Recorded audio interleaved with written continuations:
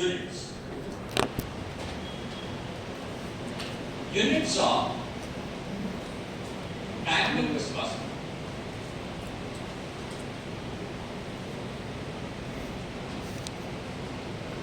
बेटा जैसे तापमान की भी अलग अलग यूनिट्स होती है, उसी प्रकार होता क्या है, जैसे दूरी की भी अलग अलग यूनिट होती है, बट यूनिट बोलनी कौन सी है ये इस आधार पर डिपेंड करता है कि किस प्रकार का मटेरियल है।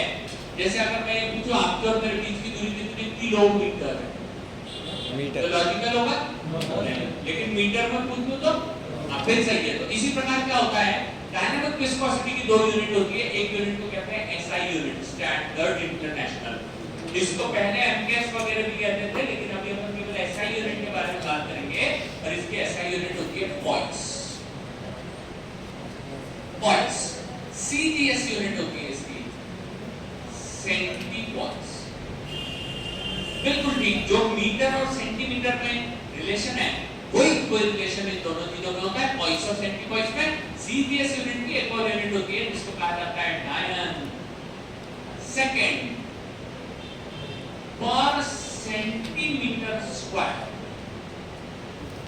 डायन सेकेंड पर सेंटीमीटर स्क्वायर ये हमारे डायनामिक विस्कोसिटी की सेकेंड यूनिट होती है, सीजीएस यूनिट। ओके, ये दोनों यूनिट एक दूसरे का इक्विवेलेंट है, दोनों यूनिट एक दूसरे की जगह पे उपयोग में आ सकती है। लेकिन अब देखो जीपैट में ऑप्शन कैसे बनाते हैं और गलत और सही का ऑप्शन आपको किस प्रकार देना है। बोर्ड पे देखिएगा, मैं दूसरा एक और यूनिट लिखता हूं, सही या गलत दोनों में से कौन सा है मुझे पता नहीं, लेकिन डायन सेकेंड पर सेंटीमीटर स्क्वायर, प्लीज बता दीजिए पहला और दूसरा दोनों में से कौन सा सही है? क्या सही है, बिल्कुल करेक्ट बात है, दोनों सही है। सर इनको कैसे पता? कुछ भी नहीं, बस मैनेजमेंट का नियम पढ़ा देते हैं कि अगर कोई यूनिट डिनोमिनेटर में चले जाए, बड़ी संख्या के नीचे चले जाए, तो उसका नेगेटिव पॉजिटिव पावर पॉजिटिव के पावर में चला जाता है। बिल्कुल दोनों एकदम सही है, लेकिन मुझे पता नहीं तीसरा वाला क्या है, ये ब्लू वाला सही है या गलत है? कौन सा गलत है? और ऊपर वाला सही है। बस ऐसे चार ऑप्शन बना दिए जाते हैं। अगर हम इनमें से किसी भी एक चीज को जानते हैं तो 100% करेक्ट आंसर हम देंगे। बेटा यहाँ पे अपन बात कर रहे थे पॉइंट, सेंटीपॉइंट, डायन सेकेंड पर सेंटीमीटर स्क्वायर, ये हमारे इसकी यूनिट्स होती है, ये यूनिट होती है अपना डायनामिक विस्कोसिटी की। अब अपन चलेंगे नेक्स्ट पोर्शन पे, जिसको कहा जाता है, जिसको अपन कहते हैं viscosities of some liquids। ठीक है, यहाँ पे चलिएगा अपना viscosity of some liquids, viscosity of some liquids, viscosity of some liquids, viscosity of some liquids। कुछ लिक्विड्स की विस्कोसिटी हमको पढ़नी है, समझनी है, ध्यान रखनी है।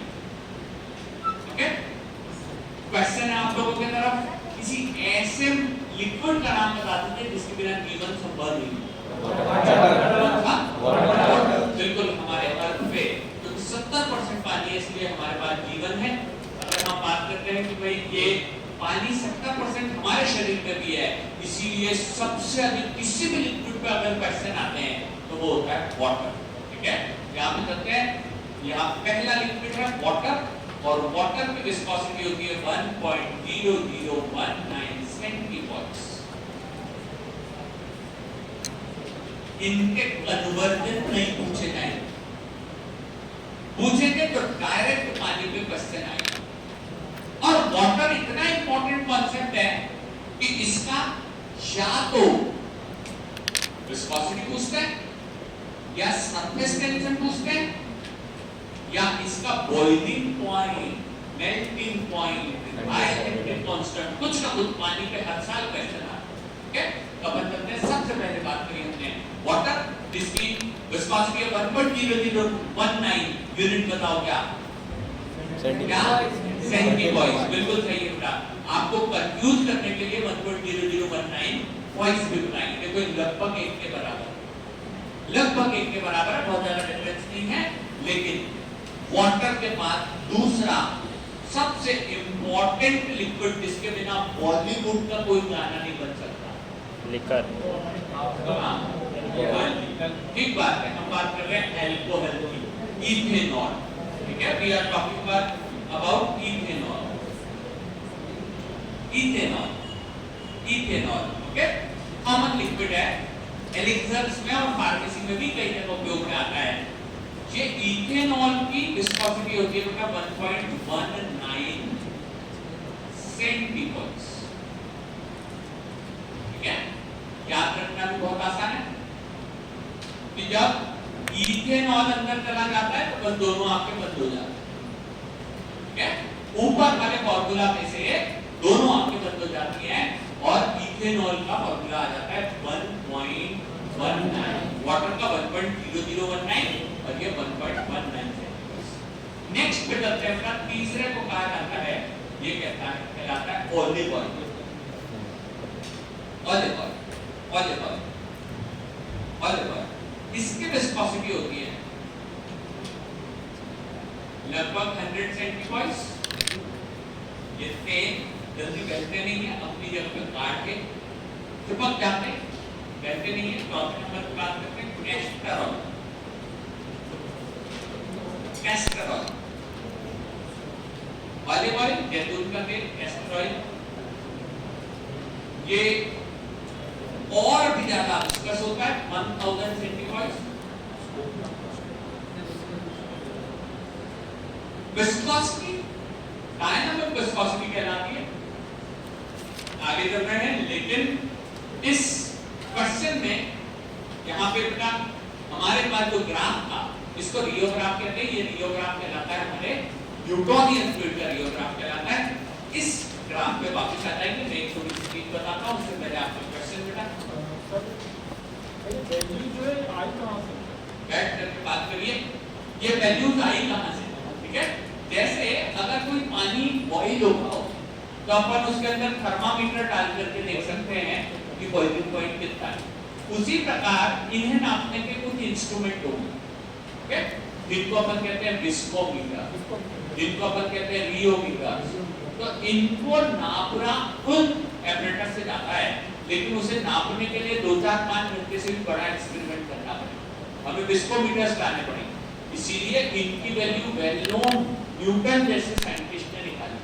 जब उन्होंने 10-10 बार ये एक्सपेरिमेंट परफॉर्म करके दिए तो उन्होंने, जैसे हम आंख बंद करके बोलते हैं पानी बॉइल यानी 100 डिग्री, उसी प्रकार वाटर यानी उसकी विस्कोसिटी कितनी होगी 1.19 सेंटीपोल्स। और वाटर पे हर बार क्वेश्चन आता है, अपन आगे बढ़ रहे थे, ग्राफ पे आ गए थे, बहुत अच्छी बात है।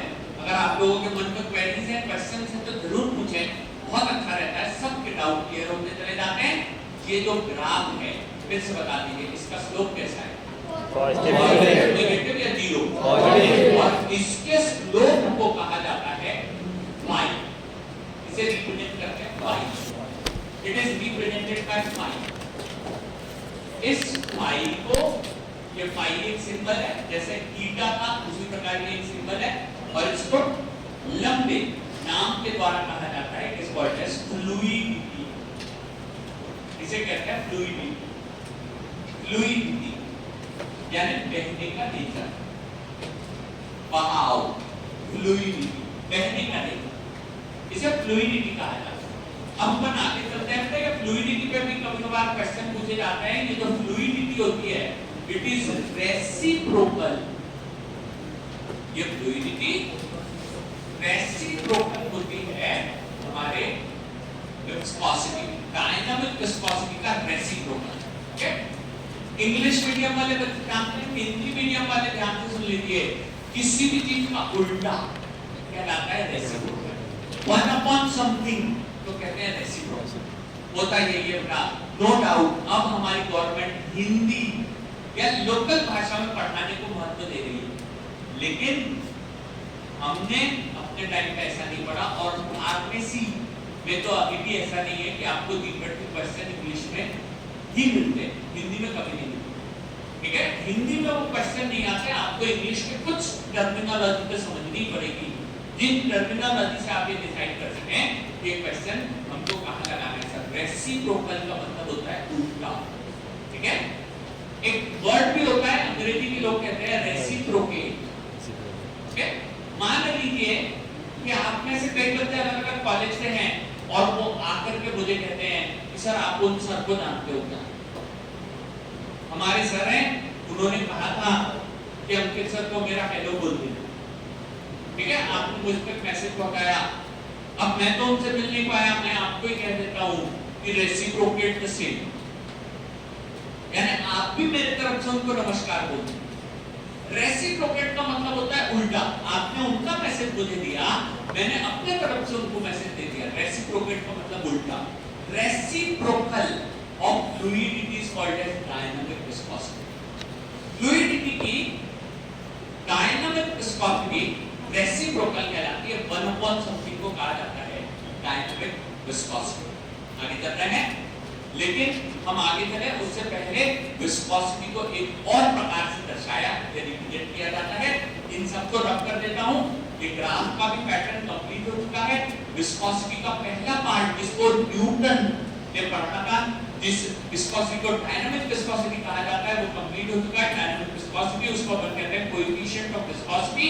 अब इसके बाद चलते हैं दूसरे प्रकार की विस्कोसिटी पे, जिसे कहा जाता है काइनेमेटिक विस्कोसिटी।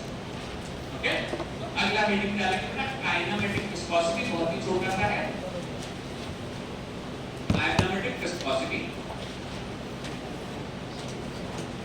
इसे K से रिप्रेजेंट किया जाता है, K से रिप्रेजेंट करते हैं काइनेमेटिक का K, और इसका फार्मूला बहुत ही आसान होता है। इसका फार्मूला होता है ईटा बाय रो, यानी dynamic viscosity, dynamic viscosity by density, dynamic viscosity by density, dynamic viscosity by density, इसको कहते हैं काइनेमेटिक विस्कोसिटी। सिंपल भाषा में बस इसी प्रकार का क्वेश्चन पूछा जाता है, आप लोग प्लीज इसका आंसर दीजिएगा। भैया डेंसिटी का फार्मूला क्या है? Mass by volume. बिल्कुल सही, बहुत परफेक्ट। जो ये मास बाय वॉल्यूम है, वाटर के केस में डेंसिटी होती है 1। पानी की डेंसिटी लगभग 1 होती है, यानी 1 लीटर पानी का वजन करीब 1 ग्राम होता है, सॉरी 1 केजी होता है। 1 लीटर का वजन 1 केजी होता है। हम यहाँ कर रहे हैं नेक्स्ट पोर्शन पे डायनामिक विस्कोसिटी पे दूसरी चीज जो पूछी जाती है उसे कहा जाता है उसकी unit, units of kinematic viscosity. Kinematic viscosity is called as Stokes and Saint-Stokes।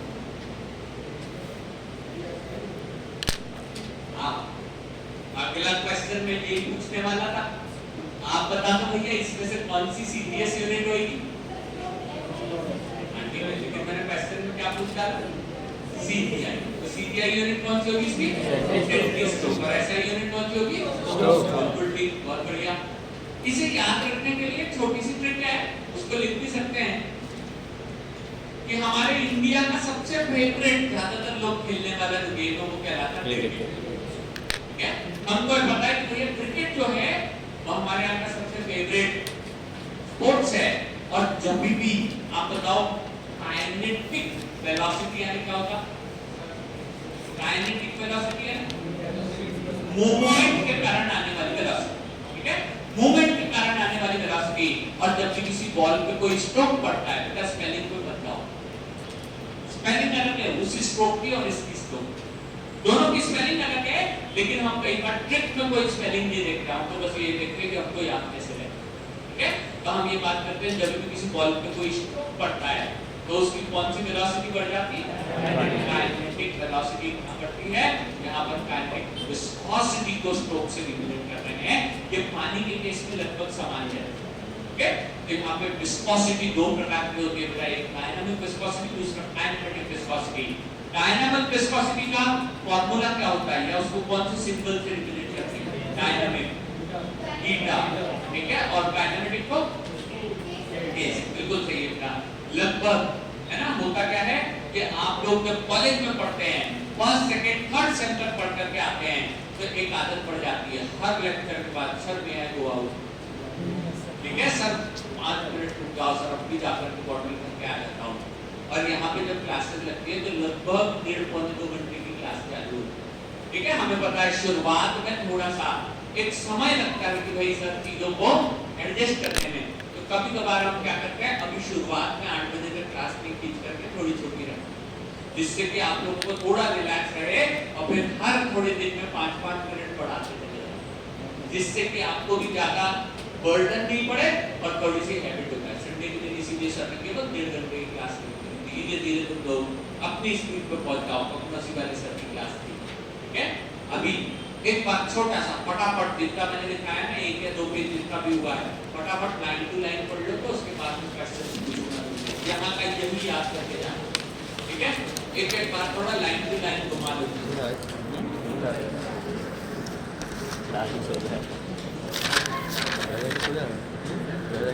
खाना खाना पड़ेगा यार, बनाना पड़ेगा।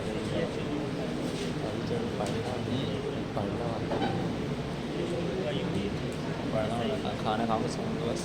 फिजिक्स पढ़ना है, फिजिक्स तुमको इसको लेके नहीं, हमको तो पेपर है सारा उसकी कहानी, जो साइंस होता है देख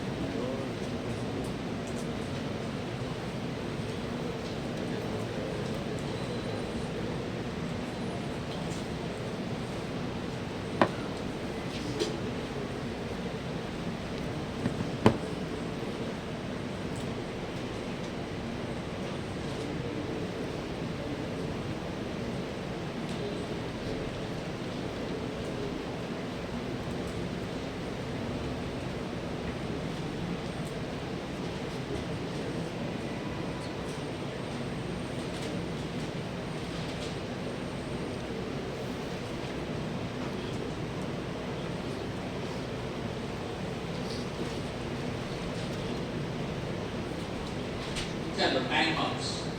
ठीक है, इस तरह के टाइम मिलेगा नहीं करता, अगर किसी की स्पीड कम है तो बाद में थोड़ी स्पीड बढ़ानी पड़ेगी, लेकिन मैं 3-4 क्वेश्चन पूछ रहा हूं, फटाफट बता देना। What is the SI unit of dynamic viscosity? Poise. Dynamic unit of dynamic viscosity is poise. What is the SI unit of kinematic viscosity? Stroke. बिल्कुल करेक्ट बात है। What is the dynamic viscosity of water? 0.019. What is the dynamic viscosity of ethanol? 1.19. What is the dynamic viscosity of castor oil? 1,000. एकदम जानबूझ करके मैंने एक बीच की rate गायब कर दी, जो कि ज्यादातर बच्चों के दिमाग में ये कि सर इसके बाद ये आया ना, इसके बाद ये आना चाहिए, लेकिन क्वेश्चन ध्यान से नहीं सुनोगे तो आप 100 ही लगा के आओ। ठीक है, कोई टेंशन नहीं, पहली दूसरी क्लास है, अगले बच्चों का आराम से पढ़ रहे हैं, तो कोई समस्या की बात नहीं है।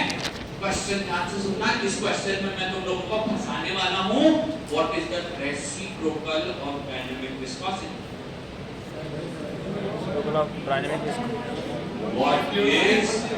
What is the reciprocal of dynamic viscosity?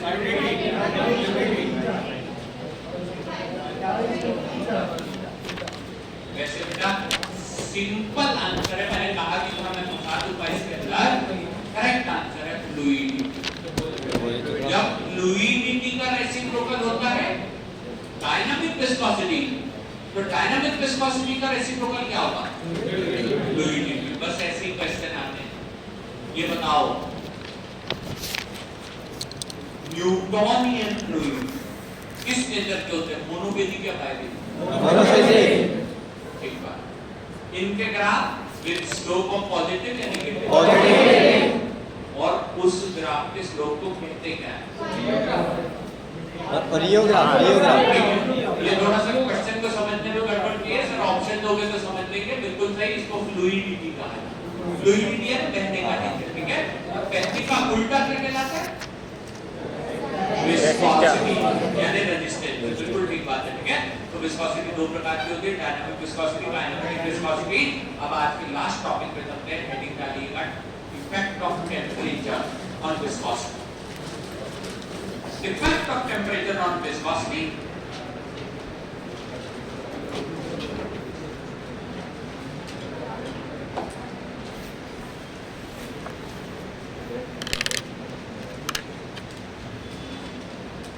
And the भैया मार्च का मिड आ चुका है, धीरे धीरे दिन का तापमान तो बहुत अधिक बढ़ चुका है और हमें पता है जब तापमान बढ़ जाते हैं विस्कोसिटी बढ़ेगी, तो इन मटेरियल की फ्लो बढ़ेगा, बढ़ जाती है, रेजिस्टेंस कम हो जाता है। इसकी पढ़ाई सबसे पहले न्यूटन ने नहीं करी, जिन्होंने करी उनका नाम है अर्हीनियस। अर्हीनियस इक्वेशन, अर्हीनियस इक्वेशन। अर्हीनियस ने ज्यादातर चीजों पे टेम्परेचर का इफेक्ट देखा। उन्होंने ये देखा कि हाँ भाई न्यूटन ने कह दिया कि ये शियर स्ट्रेस और रेट ऑफ शियर दोनों एक दूसरे के डायरेक्टली प्रोपोर्शनल है, लेकिन उन्होंने कहा कि ऐसा मैं अलग अलग तापमान के पानी पे चेक करता हूं। ठीक है, जैसा आपने पूछा था बेटा ये आया कहां से, तो उन्होंने विस्कोमीटर से इसकी चेकिंग करी।